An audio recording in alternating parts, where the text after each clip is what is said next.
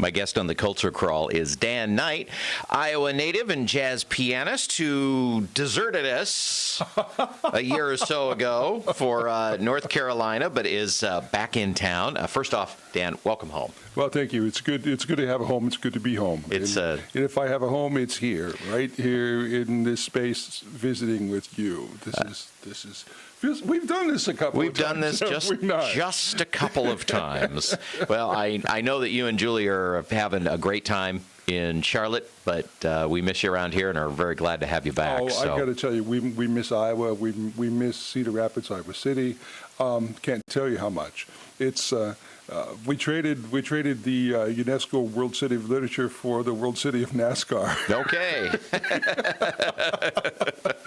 So you make the value judgment there, you know. Well, you've got a couple of events that people can come to while you are back this week, and we'll talk about those in a minute. But before we do that, tell me a little bit about life in Charlotte. You have, as I recall, kind of a dual appointment to the University of North Carolina, both in the dance department, where you have gotten quite a reputation over the last few years of being the resident player and composer and accompanist for the dancers. But then you also work in the music department, too. So tell me a little bit about your job at UNC. Well, it's been interesting. It's been really interesting because the department's going through a big kind of growing phase, and they're trying to get themselves established and accredited.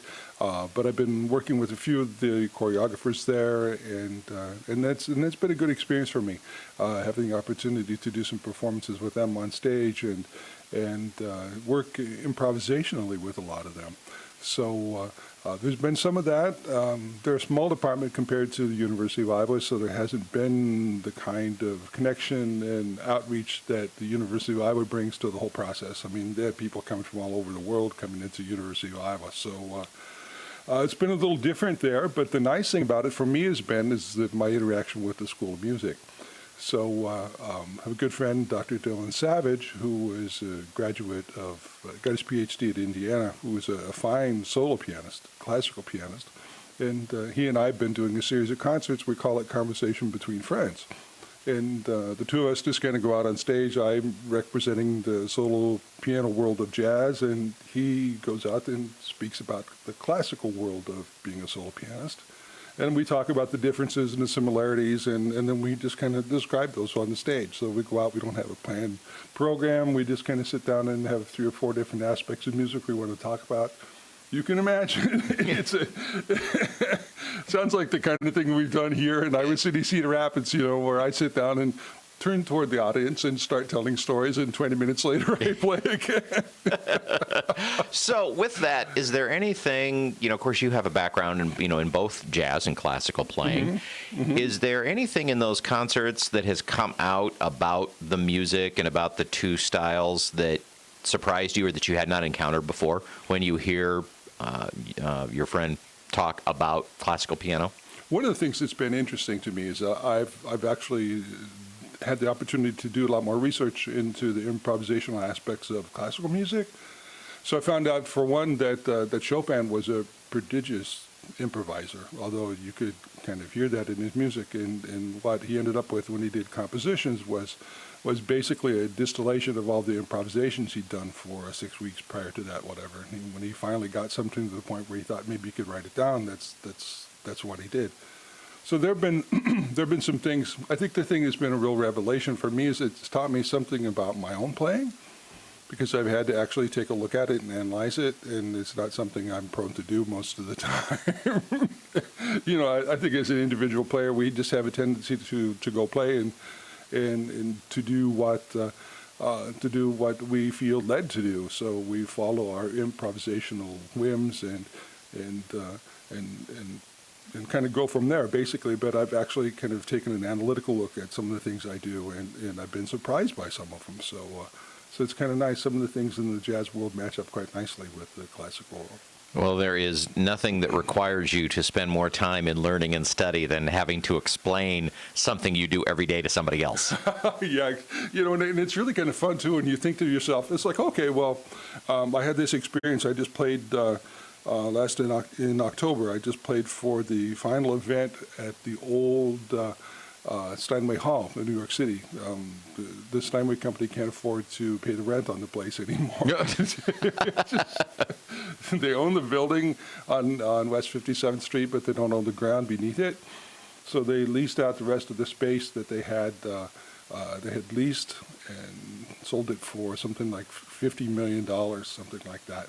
But so Steinway Hall is going to move, but they'd been in that place since 1925, and they had a big party for all of the Steinway artists, and I got invited to come and play. So I was there doing my thing, and it was the kind of thing we've done here. I've done on programs before for lots of things here in Iowa City, Cedar Rapids, and I'll play in 1 meter in my left hand and another meter in my right hand, or combine something. So I'll say, okay, this is a piece where, say, Duke Ellington meets Chopin. And so I was playing in Steinway Hall, and they were recording it, and they said, well, what I'm going to do is I'm going to play my interpretation of what would sound like to have been in the room when Chopin and Ellington met, so I'm going to play I Got It Bad and That Ain't Good, and I'm going to do it in the style of Chopin in my left hand and in the style of Duke Ellington in my right hand.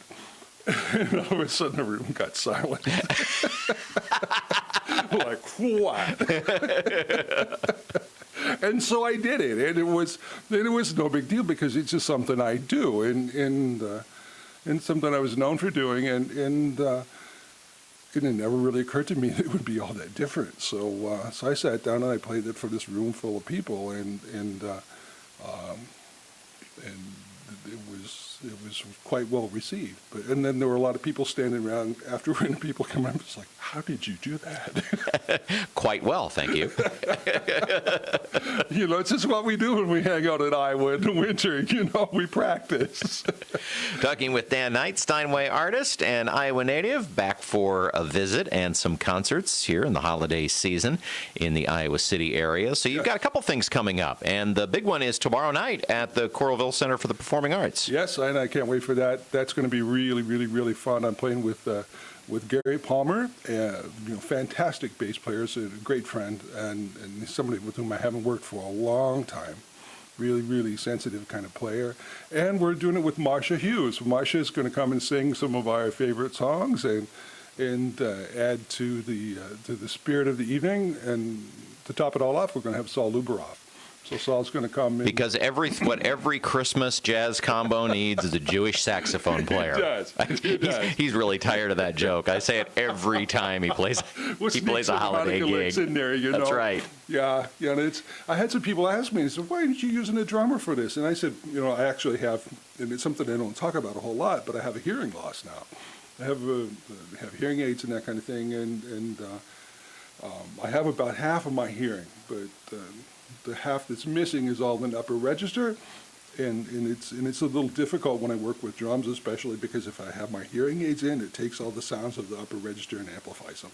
So what I hear is lots and lots and lots of right simple, which sometimes can be very good. Yeah. Well, if you're like me and you have trouble keeping the time, that is a very good thing. Exactly. Yeah, so it makes it a little bit more difficult for me to hear the piano if I'm working with a drummer. So, interesting. So for this kind of thing like this, I thought, well, okay, we'll see what happens with space.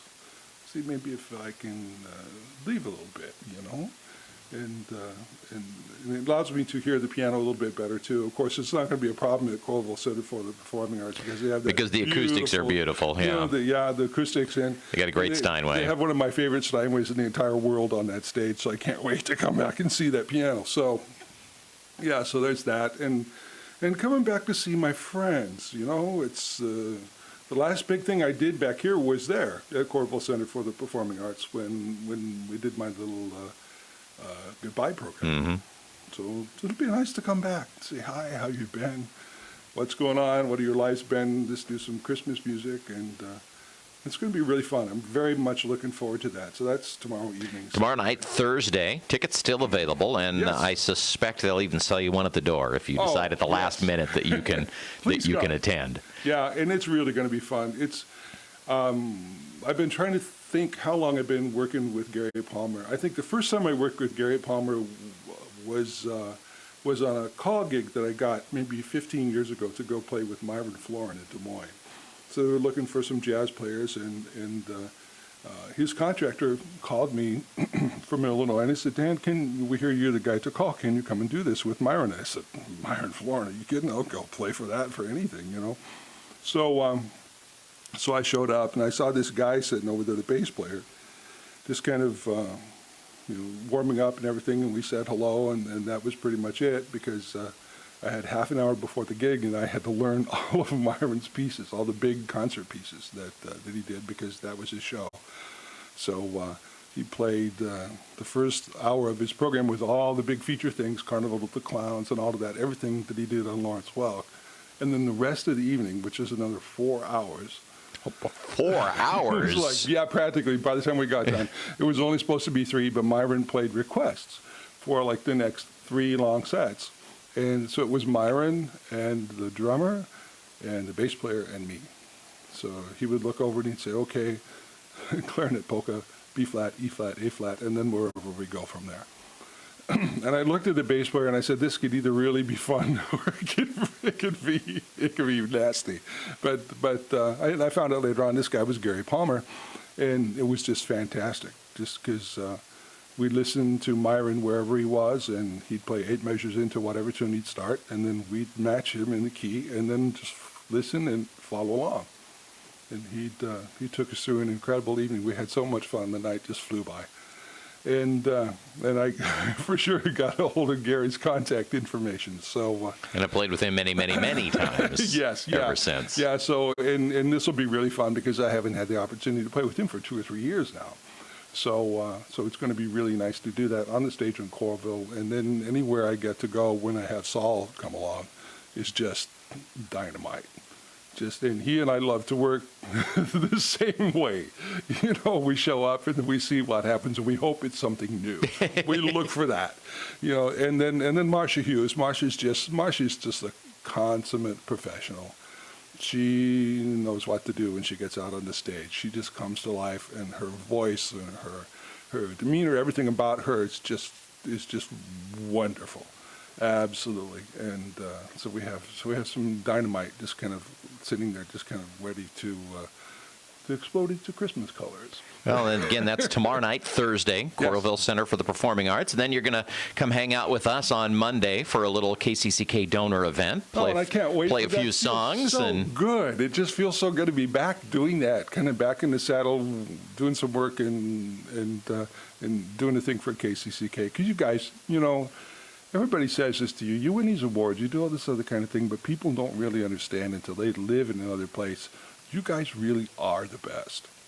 Thanks, you Dan. really Appreciate that a lot. You just, you know, and if you live here in this area, and this is the kind of thing you get to listen to all the time, I got to tell you, when I'm in Charlotte, North Carolina, I still listen to 88.3. And there's a great Thank God for the internet. Yes, it saves me. It's not just for porn, people. And there's a saving grace in the whole process for me. You know, when I can listen to Gordon on the air and listen to Bob Stewart, and I can kind of kick back in the middle of a crazy day, turn it on, and sit there and go, wow, you know, feels like I'm back home. Little piece of home. It really truly is. It makes everything livable. It really truly does. So. Well, again, the concert is tomorrow night, Coralville Center for the Performing Arts. Yes, 7:30 in the evening. If you did coralvillearts.org, if you'd like to get more information or buy your tickets online, or as we said, probably just even show up if you decide at the last minute that you can go. And get them early if you can, because if the ticket sales are an indicator, it's selling really quickly now. Good. So get them early and come on down, because it's going to be a dynamite show. You will not leave unhappy. Dan Knight, welcome back home. So I'm so glad that things are going well for you in Charlotte, but I'm also so glad to have you back, and hope you and Julie get back often. Oh, we can't get back enough. Thank you, Dennis.